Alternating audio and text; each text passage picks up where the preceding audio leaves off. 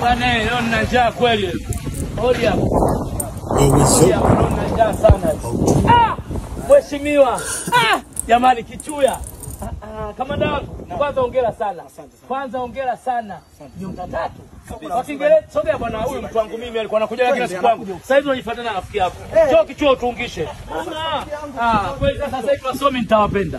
Wasomi nitawapenda. Kichuo umekuwa hivyo. Ndio. Hiyo Kiingereza ni nini? ASP.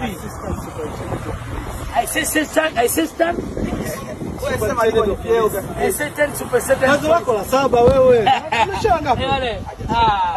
Kichuya. Najidai. Najidai. Hongera sana. Mungu akubariki. Mungu akubariki. Na kweli kwa masomo tunaona umefungua kamanda.